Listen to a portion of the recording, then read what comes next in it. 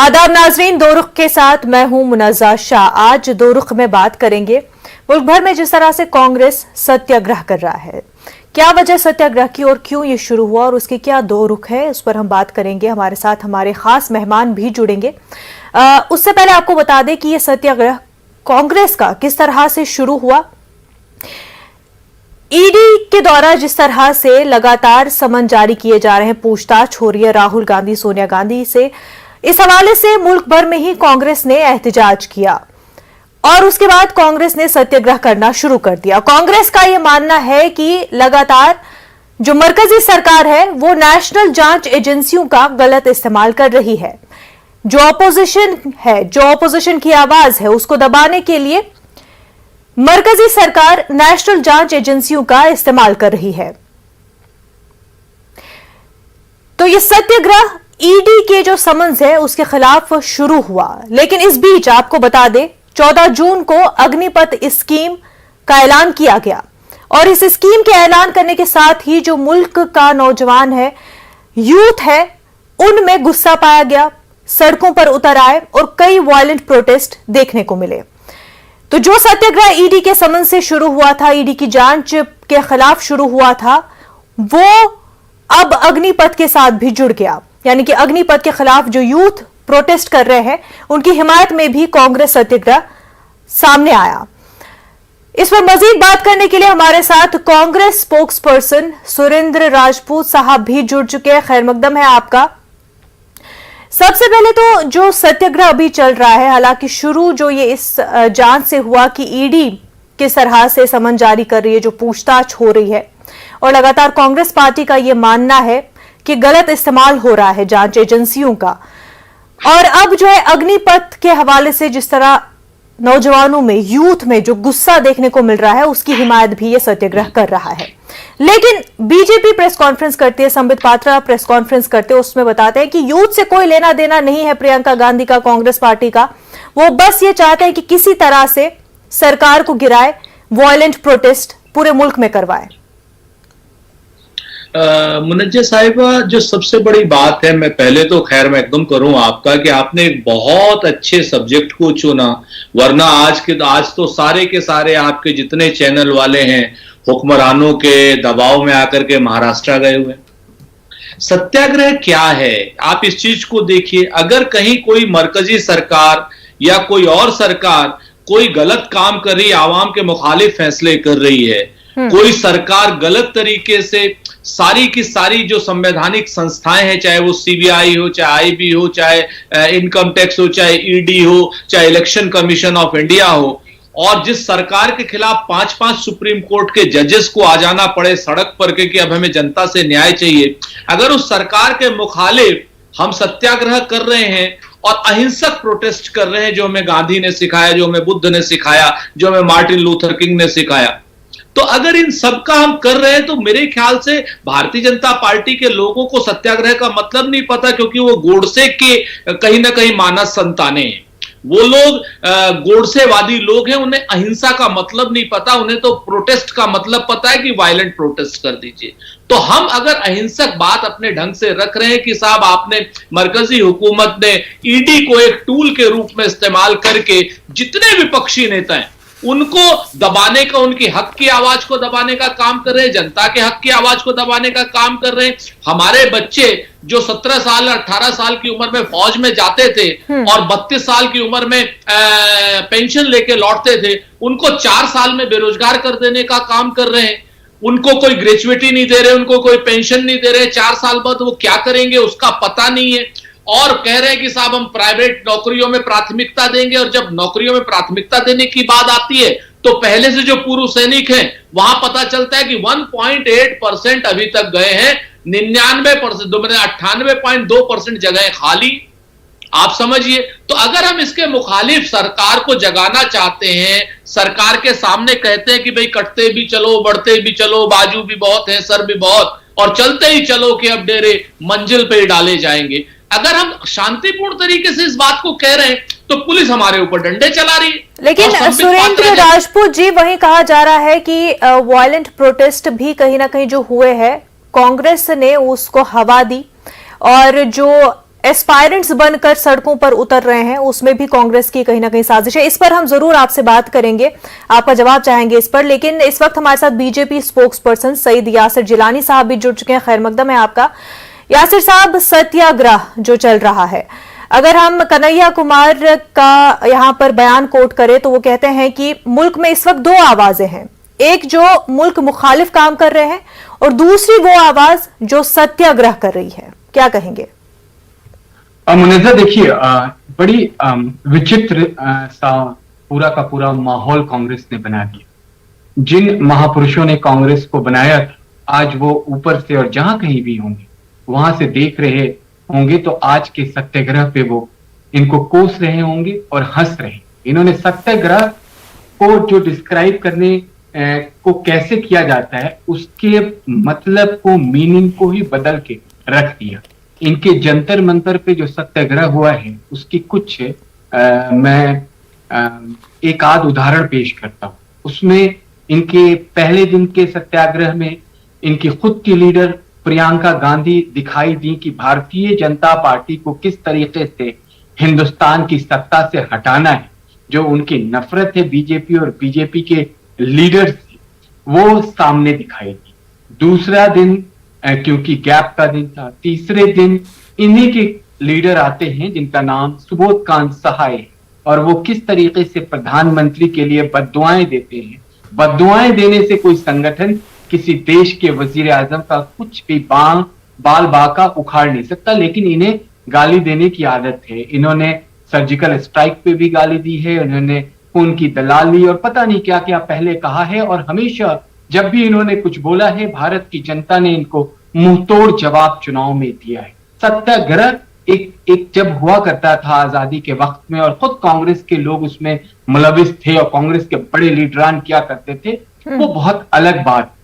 आज का सत्याग्रह कांग्रेस में अपने एक वायनाड के सांसद जो अमेठी में बुरी तरीके से अपना चुनाव हारते हैं और वायनाड से एक सिंपल से सांसद हैं, उनसे बहुत सीनियर लीडर कांग्रेस में हैं, वो एक केस में बेल पे हैं अभी भारत के अंदर। उस केस में ईडी ने उन्हें एक पूरा प्रोसेस के साथ उन्हें सम्मन देके बुलाया है पूछताछ के लिए। अगर आप ईमानदार हैं और ईमानदार राजनीति की बात करते हैं तो जो इस तरह के आपके एनएसयूआई के जो लड़के हैं, जो आपके कार्यकर्ता हैं, जो सड़कों पे अराजकता कर रहे हैं, 2 दिन पहले कनॉट प्लेस को बिल्कुल इन्होंने बंद कर दिया था, पूरे दिल्ली लुटियन जोन में त्राहिमाम मचा दिया था। अगर आपको किसी बात का डर नहीं है तो ईडी का सामना करिए। बड़े बड़े लीडरों ने, हमारे तो खुद के प्रधानमंत्री ने सामना। यासिर साहब, लेकिन ये जो पूरा मामला है 2012 से ही चल रहा है। जब सुब्रमण्यम स्वामी ने केस फाइल किया था उसके बाद से ही लगातार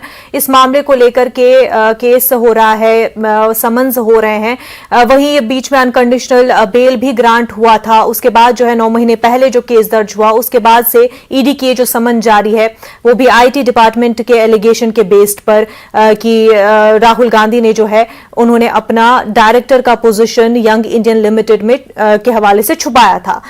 पर यह बता दें कि लगातार ये कहा जा रहा है कि कंटिन्यू ये मामले चल रहे हैं, कोई फुल प्रूफ इसमें नहीं सामने आ रहा, एविडेंसेस ऐसे सामने नहीं आ रहे हैं। और दूसरी तरफ आपने प्रियंका गांधी का भी हवाला दिया। प्रियंका गांधी लेकिन लगातार ये बात कर रही थी कि पीसफुल प्रोटेस्ट होने चाहिए और यूथ कंटिन्यू करे, इसलिए कि डेमोक्रेसी खतरे में है, इसलिए है कि ये मुल्क जो है इसी यूथ का है जिसकी नौकरी छीन ली जा रही है, जिसका फ्यूचर इनसिक्योर किया जा रहा है। यासिर साहब, अच्छा मुनज़्ज़ा, आप बताइए कि हम तो कहते हैं लोकतंत्र में अधिकार है। बाबा साहब भीमराव अंबेडकर ने जो ताकत दी है उसी ताकत का इस्तेमाल करके पक्ष और विपक्ष को सबके सामने रखता है। लेकिन डेमोक्रेसी खतरे में कांग्रेस की लीडर कैसे समझ गई? क्या 75 की डेमोक्रेसी नहीं थी क्या? 75 में जो आपातकाल काला अध्याय घोषित किया था, मैं उस इतिहास में जाना नहीं चाहता। मैं अभी की बात करना चाहता हूं। जिस तरीके से जिस अग्निपथ स्कीम के ऊपर बार बार कांग्रेस सवाल उठा रही है, अग्निवीरों को लेकर सवाल उठा रही है, आपके ही नेता भूपेश बघेल ने क्या कहा है? उन्हें नक्सली बता दिया।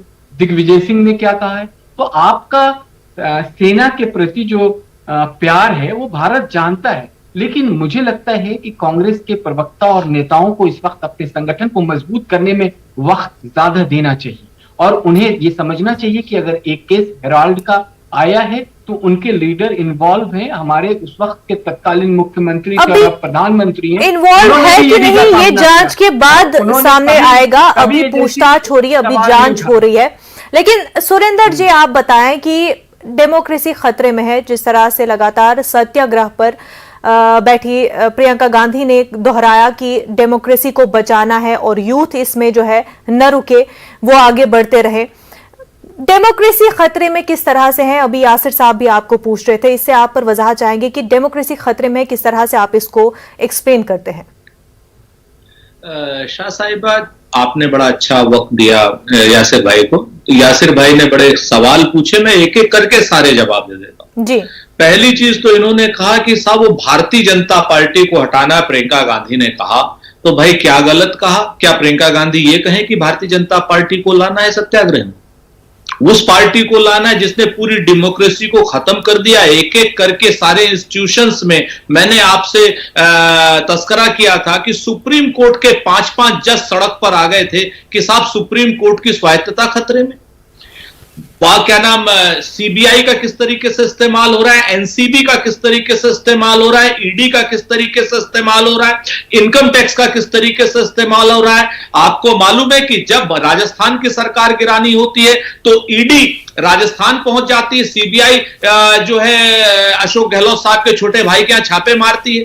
जब हिमाचल की सरकार गिरानी तो वीरभद्र सिंह जिनकी लड़की की शादी थी उस समय उनके यहां सीबीआई का छापा पड़ता है। स्टालिन जिस समय चुनाव लड़ रहे होते हैं उस वक्त उनके यहां क्या नाम इनकम टैक्स और ईडी का छापा पड़ता है। जिस वक्त ममता बनर्जी चुनाव लड़ रही होती है तब ईडी का छापा पड़ता है। और मैं इनसे जिम्मेवारी से पूछता हूं कि 8,406 केस इन्होंने दर्ज किए हैं 2014 के बाद ईडी ने।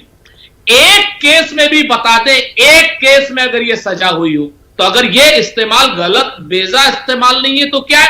8,406 केस जो जिस लोगों ने ईडी ने दर्ज किए हैं, मैं इनकम टैक्स और सीबीआई की बात नहीं कर रहा हूं। एक केस में अगर कहीं सजा हुई हो तो मुझे बता दीजिए। एक बताएं यासिर साहब, कोई बता दे। यासिर साहब अभी बताएं। बात पूरी नहीं हुई, अभी बात पूरी नहीं हुई। सुरेंद्र राजपूत जी जी कर लीजिए, करिए।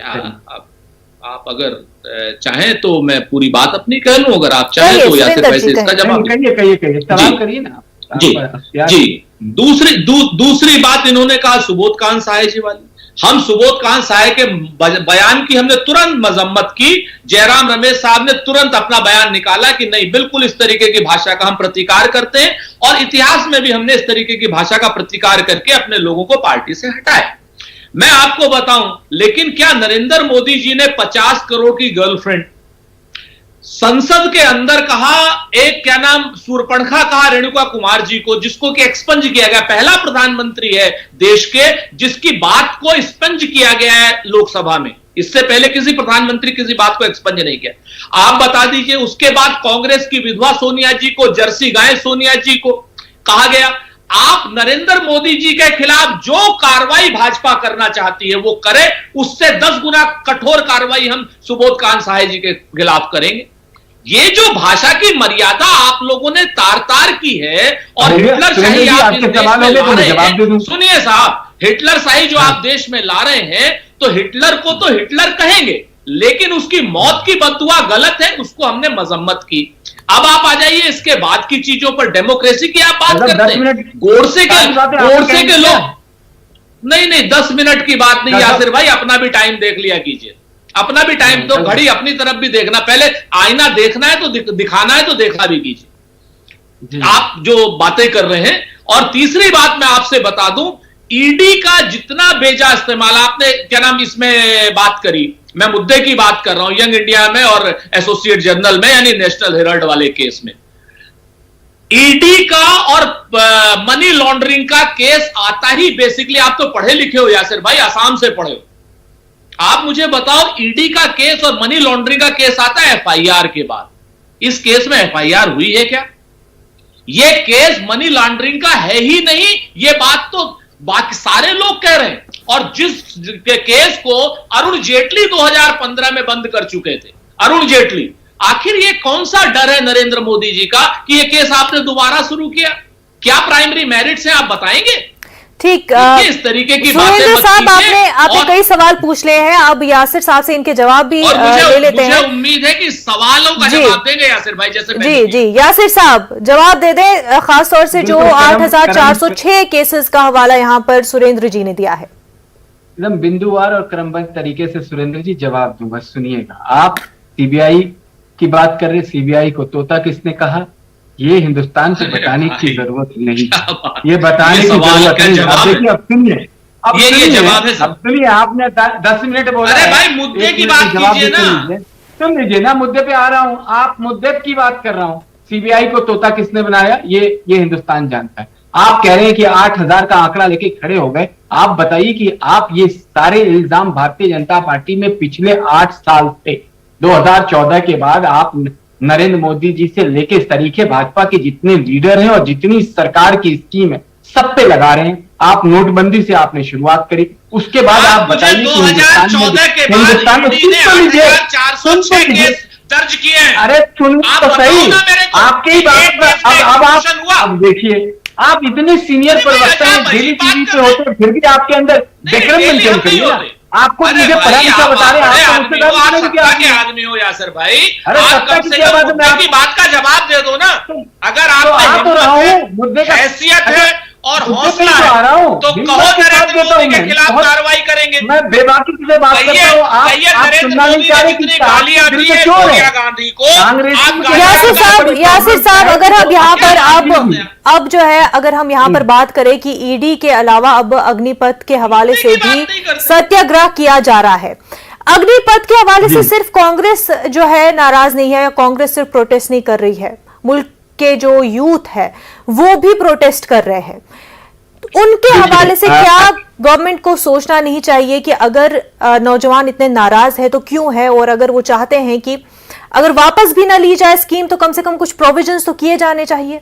यासिर देखिए साहब, मुनज़्ज़ा ये सुनेंगे नहीं। मैंने इनको इसलिए कहा 2014 से 21 इसलिए याद दिलाया कि जो भी जनरल इलेक्शन 2 हुए और राज्य स्तरीय इलेक्शन में बुरी तरीके से जनता ने इनके सवालों का जवाब दिया। अब आइए, जो नौजवान अग्निपथ जो स्कीम आई है अग्निवीरों के लिए, देखिए इसमें बेहद शानदार स्कीम है। इस पे हम लोगों ने हर बारी एक एक चीज कि पहले साल की सैलरी क्या होगी, दूसरे साल की सैलरी क्या होगी, तीसरे साल, चौथे साल के बाद जब वो निकलेगा बंदा तो उसके पास कितना हैंडसम एक अमाउंट होगा।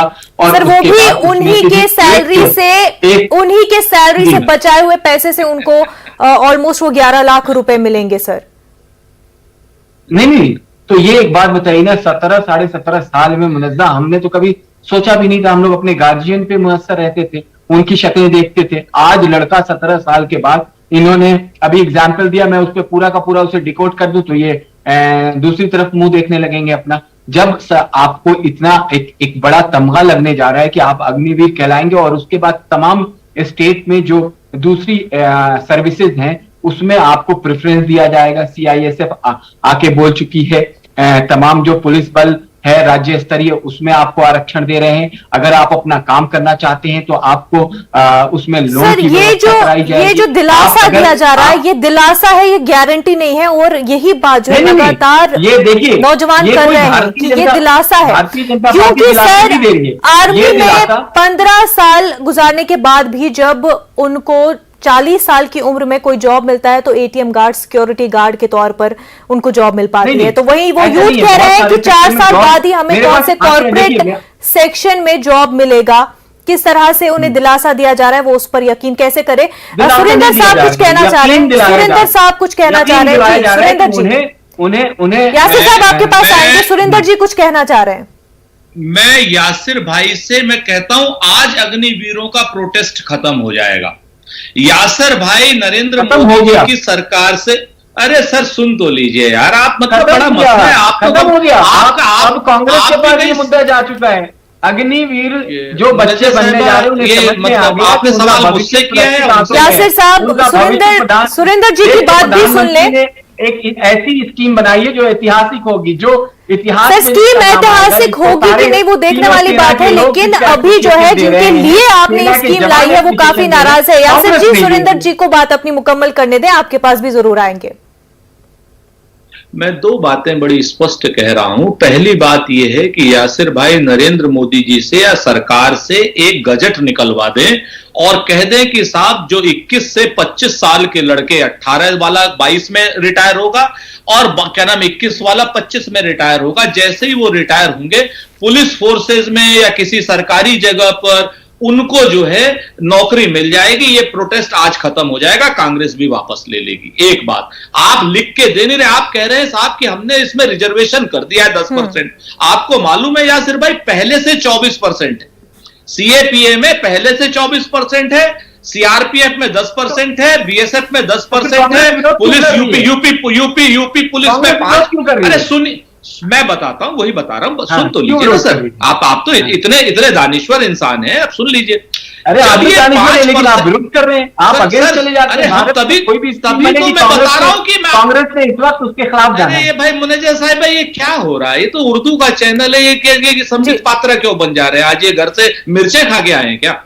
तो आप पवन खेड़ा मत बनिए। सुरेंद्र जी आप बात मुकम्मल कर लें। सुरेंद्र राजपूत की तरह बात करिए, तो मैं आपसे बात कर रहा हूं। अब देखिए ये होता है, आप दो बातें बड़ी साफ करें कि जब 5% रिजर्वेशन है फौजियों के लिए, उसके बाद पुलिस फोर्स में मात्र 1.8% 5% का भरा है।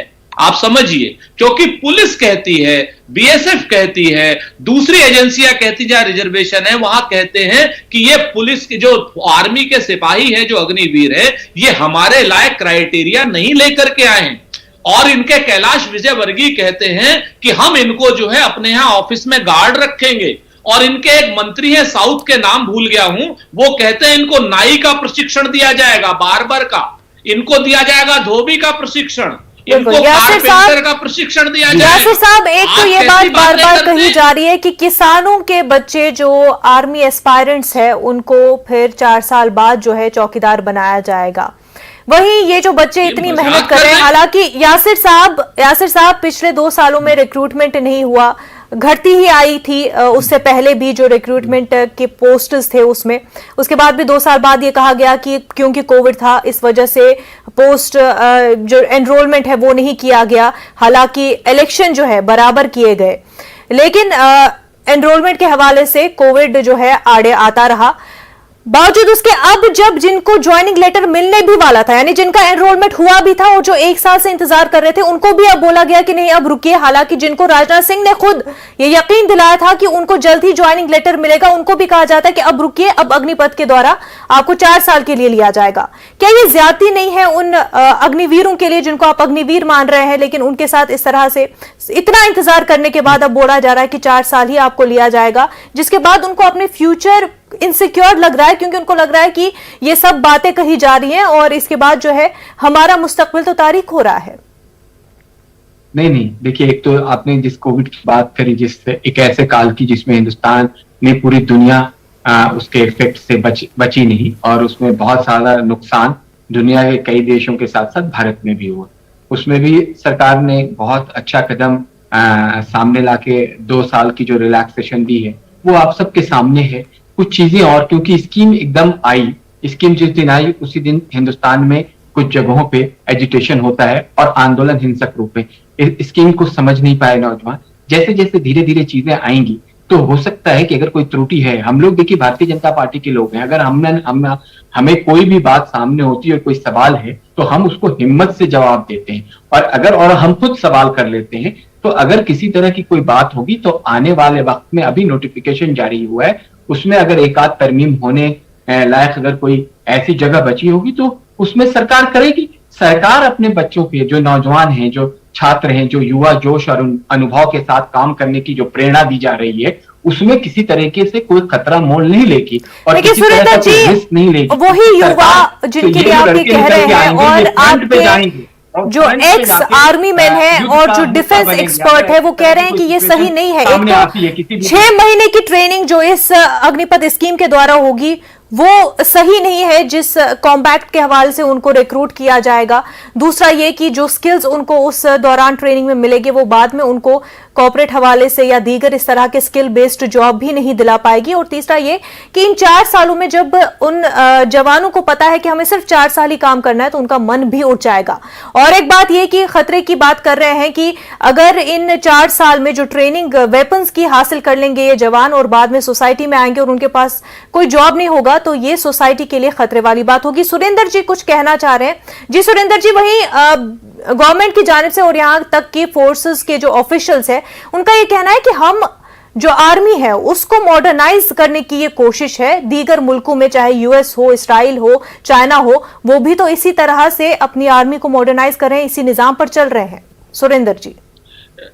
शाह साहिबा देखिए, मैं आपको एक बात बताता हूं। अमेरिका में, इजराइल में सोल्जर मिलते नहीं है, उनको इंसेंटिव दे करके बुलाया जाता है और उनको कहा जाता है कि भैया कम से कम 4 साल तो रह लो। यहां पर सोल्जर जब जाता है वो देश की रक्षा के लिए अपने प्राण न्यौछावर करने की बात करता है तो फिर देश की जिम्मेवारी अब तक थी। अब तक कोई भी सरकार रही हो, अटल बिहारी वाजपेयी की सरकार रही हो, मनमोहन सिंह जी की, राजीव गांधी की, इंदिरा गांधी की, जवाहरलाल नेहरू जी की, किसी की सरकार रही हो, उन्होंने कहा कि भाई आप हमारी सीमा की रक्षा करते हैं, हम आपके परिवार की रक्षा करेंगे, हम आपको पेंशन भी देंगे, ग्रेजुइटी भी देंगे, हम आपको कैंटीन की सुविधा भी देंगे। अब 10,000 घंटे लगते हैं, मैन आवर लगते हैं एक आम लड़के को सोल्जर बनाने में, और उसके बाद उसको पर सर पेंशन का बजट बहुत ज्यादा हो रहा है और उसी पेंशन के बजट को अगर कम किया जाए और बेहतर वेपन्स लाए जा सके, इस तरह का सरकार का कहना है कि ये एक मंसूबा है। ये इतनी शर्मनाक बात करती है सरकार, इस सरकार को अकल नहीं है। ये सरकार जो है, मुझे कहना इसी बात पर कीजिएगा जी, ये निर्लज्ज सरकार है। ये सरकार अगर ये पेंशन के बजट की वजह से कर रही तो अपना बजट क्यों नहीं कम कर देती? बिल्कुल यही बात, यही पॉइंट जो है यासिर साहब आर्मी एस्पायरेंट्स भी यही बात कह रहे हैं कि अगर पेंशन ही बचाना है तो एमएलए एमपीज का क्यों पेंशन खत्म ना किया जाए और पेंशन बजट बचाया जाए। यासिर साहब तुरंत से आपका जवाब चाहेंगे। देखिए, कांग्रेस जब तक इस तरह के अल्फाजों का इस्तेमाल करेगी, निर्लजता, बेशर्मी, उसे भारत की जनमानस दुत्कारती रहेगी। और अभी तो 2 राज्यों तक सीमित होकर रह गई है, आगे भी उनके हालात बहुत बदतर होंगे।